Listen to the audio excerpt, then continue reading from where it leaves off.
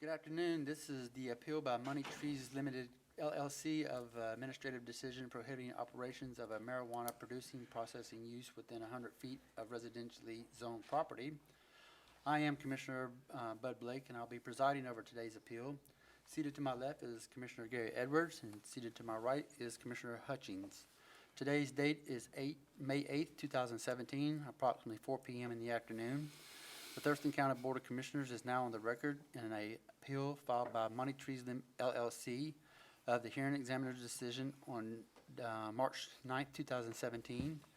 The decision affirmed an administrative decision of the Resource Stewardship Department that interpreted Thurston County Code 22.65.050D and Thurston County Code 22.04.203 as prohibiting operation of a marijuana producing processing use within 100 feet of a residential zoning district, even though conducted within the same commercial building as an existing permitted marijuana operation which is operating outside the 100 feet residential zone setback. The issue before the Board of County Commissioners today is whether the hearing examiner's interpretation of Thurston County Code 22.65.05D and Thurston County Code 22.0.203 is consistent with the statutory language of the cited code provisions.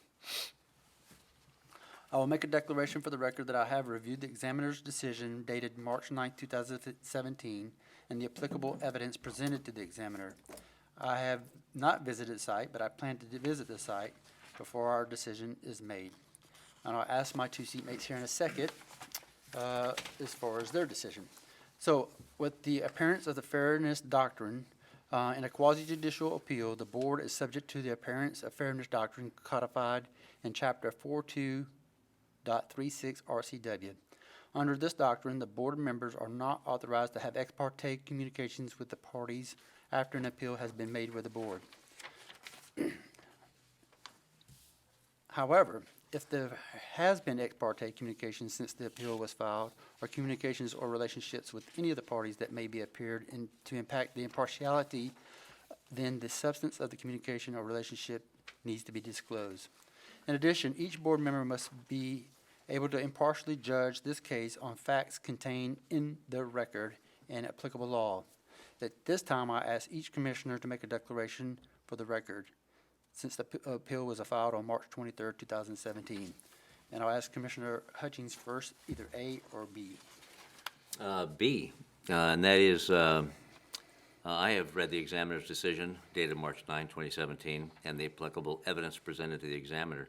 I have not visited the site, and I don't have any intention of visiting the site, and I have not had any ex parte communication with any of the parties involved in this appeal.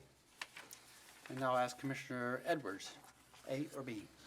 B, I have not had any ex parte communications with any of the parties to this appeal, and I will make a declaration for the record that I have reviewed the examiner's decision dated March 9th, 2017, and I have not visited the site, but I may visit the site before our decision is issued.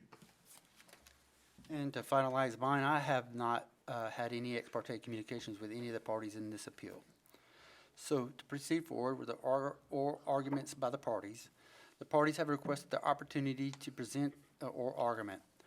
Oral argument may not present new information or evidence, but must be limited to the evidence in the record and the specific issues raised in the appellant's appeal. Each party has a total of 15 minutes for their argument. The appellants shall proceed first with the option of reserving 5 minutes of their 15 minutes for the rebuttal. The applicant shall have 15 minutes for the argument. The board, if has any questions, will ask them of the parties during or after the argument. Do any of the parties have any questions before we start the oral arguments? No? Okay, so the appellant is first, and you have, I'd like to know, come forward, sir, and state your name, and then tell me if you want the extra 5 minutes for the rebuttal, or you want the total 15 minutes. Thank you. My name is Steve Wakefield, and I am the attorney for Money Trees, the appellant, and I would like to reserve 5 minutes, if I may. Okay, sure. Thank you very much. The county and Money Trees stipulated to the facts, so there was no real dispute over any of the facts. And some of the really key important facts are, one, there's a building. Part of the building is within the 100-foot setback of the subject ordinance.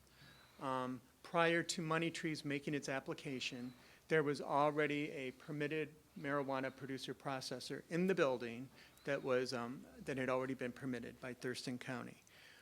After Money Trees made its application, and then this ordinance had taken effect, the subject ordinance, the county told Money Trees that it would need to establish a demising wall so that the portion of the building that was within the 100-foot setback would still be outside of the demising wall, whereas the portion of the building that was outside of the 100-foot setback would be outside of the setback. So Money Trees originally filed its appeal, and it's now here based on the statute, and in particular, the second sentence of the subject ordinance, which states existing structures with existing permitted marijuana operations are exempt from this setback. In this particular case, and why the facts that I recited are important is because at the time Money Trees made its application, there was already an existing marijuana operation within the building. Therefore, pursuant to the second sentence of the subject ordinance, the building itself was exempt. So, meaning, what that means, I mean, everything else flows from that, doesn't it? So at that point, there was should be no real requirement for a demising wall because the building itself was exempt. There's been, the county's position is no, the building itself is not exempt. Only the use that was within the building was exempt. The problem with that argument is there is nothing within this ordinance which equates buildings and structures to uses. Again, what it states in the second sentence, which is applicable, is that existing structures with existing permitted marijuana operations are exempt from this setback. If when this ordinance was created, the actual intent was to exempt uses, what it really should have stated was existing marijuana operations are exempt. But instead, it states existing structures with existing permitted marijuana operations are exempt. And when you even look at the definition within the ordinance for structures and for buildings, it is one structure with a roof over it. It doesn't, when you look at the actual definition of a structure, there's nothing in it that states structures are equated to uses. They are not the same. It's very, very clear. So again, I mean, it's a very simple argument. Again, it's an exempt structure. To state otherwise, or to find that it's an existing structure actually means use, would make the words existing structures exempt as meaningless. And we have cited legal authority in our brief that simply states that, look, you can, when you are interpreting a statute, you have to give meaning to all the words. And if you are following what the Thurston County is proposing, you have to find that existing structures doesn't mean existing structures. It must mean something else. It means uses, and that's just not that's not what it states. Thank you. Yeah, you bet. Do you have any questions? Yeah. Commissioner Edwards has a question for you. Yes. In reading your, let's see, the appeal, where you didn't finish the last sentence, I think, on what I'm referring to is the rest of the sentence here. Permitted marijuana operations are exempt from this setback. Expansion within the setback is not permitted. I just wanted to hear your definition of what that means to you. Well, what that means to me is exactly what it states. In other words, if you have a use or a building, you cannot expand within the setback. However, if your operation is within an already exempt building, that language there does not somehow modify that and take the exempt existing structure out of the equation. What that simply means is you cannot expand within the setback, whether or not you have a use or whether or not you have a building. So, in other words, in this case, if Money Trees was seeking to expand the building footprint, That would not be allowed. Clearly, the third sentence stating that expansion within the setback is not permitted would not allow that. And on your definition of expansion, I mean, I'm referring to a definition of expansion in the ordinance under 2204-203. Well, and the definition of and the county is actually looking at that definition and saying, well, because the definition states it applies to both building and uses, but actually, if you look at it, expansion means alteration of a use or structure that extends beyond the existing use area or building footprint. So Right.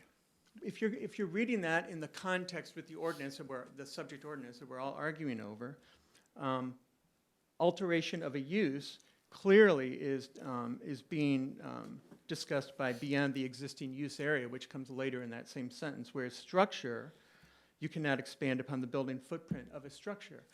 In other words, because in what the county is saying that means is that in the context of this ordinance, use and structure mean the same thing. But then when I get back to the second sentence of the subject ordinance where it states existing structures are exempt, how does calling a use or a structure as the same thing, how can that be defined in that manner and yet still give power to the words existing structure are exempt? Because that's what the statute states. It states the entire structure is exempt. So trying to give actual power to those three words, which are actually specifically stated in the ordinance, the only way to do that is by giving them power, by saying, that's right, we have an exempt existing structure, meaning under the definition of a structure, the whole structure is exempt. So whatever happens in there is exempt, whatever happens in the structure. So, and I don't see how the definition of expansion modifies that. In fact, by following the county interpretation, then you're not giving any power to existing structures are exempt. Okay, I just wanted to hear your explanation of it. Very good. Thank you. Mr. Wakefield, Yes. are you saying that the statute is ambiguous? The statute, the ordinance, the actual subject ordinance is not ambiguous, and both the county and Money Trees agrees that it is not ambiguous. What the county is trying to do with adding expansion is, with the definition of expansion, is almost kind of creating an ambiguity in an ordinance which is not really ambiguous in the first place. Because when you look at expansion, nothing here says use and structures are the same thing. So whenever you're looking at the subject ordinance, you need to consider a structure and the use is the same thing. Nothing within the definition of expansion states that. So the only way to really read this expansion statute is to, when it states beyond the existing use area, that is specifically referencing use as it was used earlier in that same phrase. And when it states alteration of a building footprint, that's actually referring directly to the structure. And that's the only way that can actually be defined and actually still go back to the actual subject ordinance in the second sentence and give power to an exempt existing structure. It does not state an exempt use. It states an exempt structure. And again, that's what it states.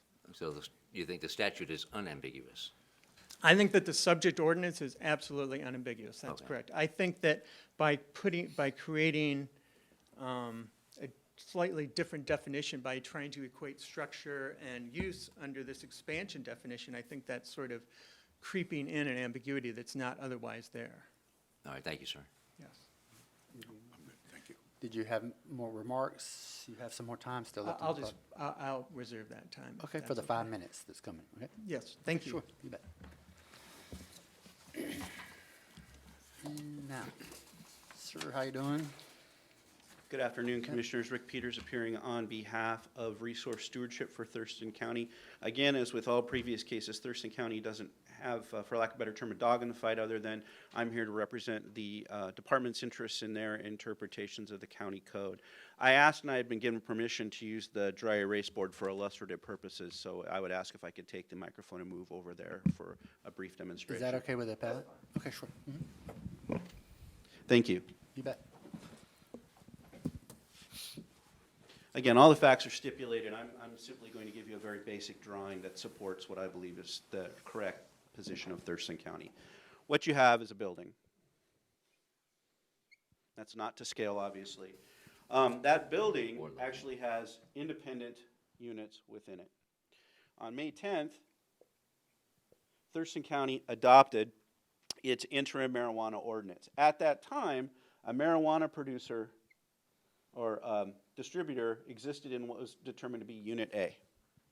On July 6th, Money Trees submitted their application for use of the portion of the building designated as C.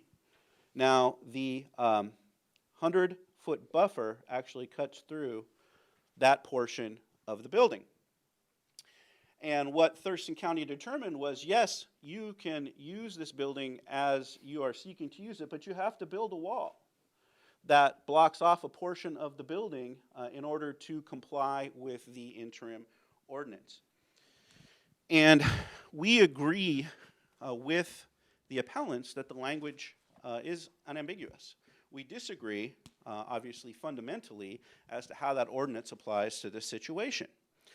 And it is the county's assertion that you can't separate the third sentence from the second sentence, because if you just take the second sentence as read, you would have no need for the third sentence, because there would not be this issue of expansion if the use is already permitted.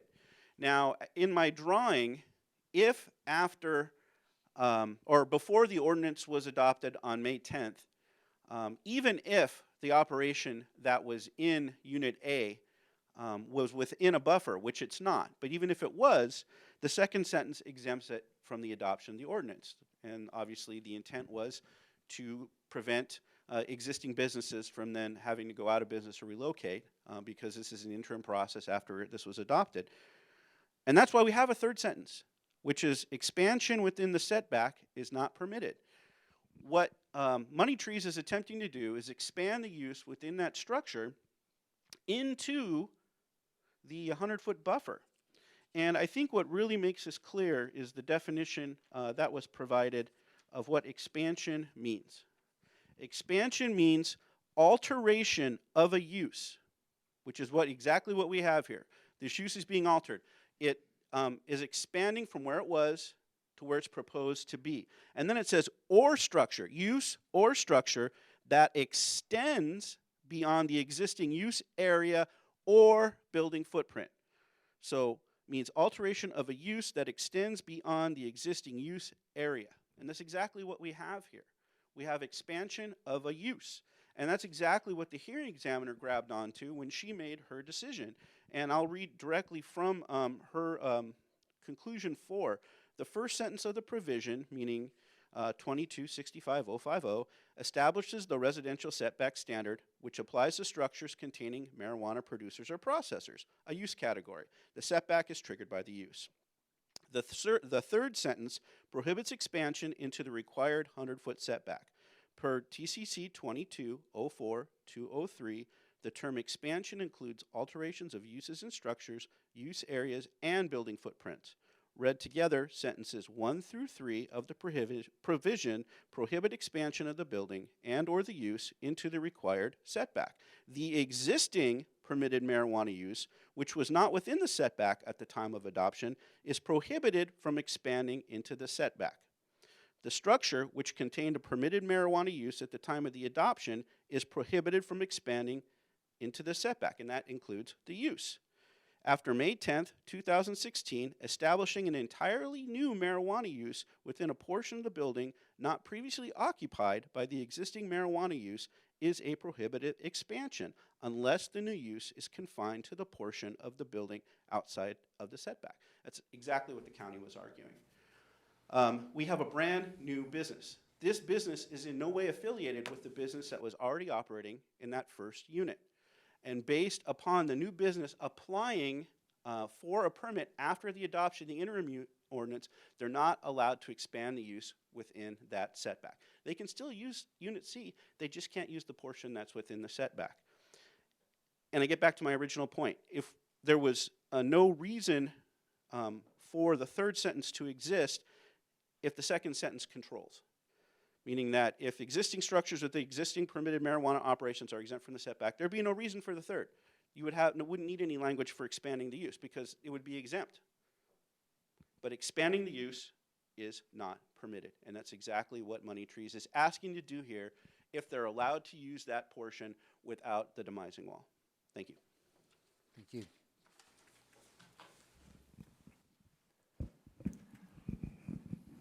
Yeah, come on up, sir. You have 5 minutes. Okay, thank you. Again, the key language is an exempt existing structure. To give those words power, that has to mean something. What does it mean? Well, the county argues under the third sentence where expansion is not allowed. Well, that just simply means that it doesn't really mean that at all. Existing exempt structures doesn't really mean existing exempt structures. That's not what it means. Because the third sentence actually means, when you actually apply the definition of expansion, it actually means uses and structures are essentially the same thing. Well, actually, that's not what the definition of expansion states. And when you are trying to give power to the entire ordinance and those three key words of an exempt existing structure, it has to mean something. Addressing the three separate units in the structure in this case. Like I mentioned in the opening statements, there were stipulated facts, and the stipulated facts provide that the three structures were actually created. There was no legal designation of the three units within the structure, within the building, prior to Money Trees making its application. That was done as part of the process after the application was made. And even so, it's still one building with one roof as defined as the statute requires us to define a building or a structure. It's one building with one roof. So the ordinance clearly applies to the entire structure. Now, also, under the Money Trees interpretation, I don't see why, by giving power to the words existing exempt structure, actually eliminates the third sentence and states that expansion into the setback is not allowed. There can be many other opportunities where that could happen. Like I mentioned before, what if they're like, well, it's an existing building, maybe we can expand the footprint, or maybe since it's on the same property, we can go into another shed or another accessory dwelling. Well, you can't do that. Clearly, it's very clear you cannot do that. Expansion is not allowed. You have an existing exempt structure, but anything beyond that is not allowed. So, of course, the third sentence of expansion can definitely apply, even under Money Trees interpretation. And again, under Money Trees interpretation, it is giving authority to all the words as they were stated in the ordinance. Otherwise, to follow what the county is stating, I still haven't heard yet what existing exempt structure means, unless you're trying to conflate uses and structures is meaning the same thing. But blue and green don't mean the same thing. Structures and uses don't mean the same thing. Existing structures don't mean the same thing as use. And the definition of expansion does not state that. Any other questions? No. So you've heard from the appellant and the applicant. Do you have any questions of the applicant? I don't think so at this point, no. Okay. But just a clarifying question. This is it seems to be an arc, the encroachment or whatever into the alleged encroachment, the setback, and it says 20 feet is what we're looking at? I believe so, yeah. Is that at the widest part, or is that at the narrowest part, or do you have any idea? I don't. I know it's not scale. No, I don't. All I can do is refer back to the stipulated facts, and I believe they're just, I think it's Just 20 feet. Well, I read it, 20 feet, and I didn't know it was arching, or arcing. I thought it was straight line. I guess I've always looked at it as a straight line too, but I don't know. Okay. Just, thank you, I'm done. Yeah, sure. No more questions. No more questions, yeah. Thanks. Thank you. All righty. So you've been listening to the appeal by Money Trees LLC of an administrative decision prohibiting operations of a marijuana producing, processing use within 100 feet of residentially zoned property. I'd like to thank both the applicant and appellant here today, and all those who have been here in the audience. The board will issue its written determination decision on or about May 22nd, and that adjourns our meeting for today.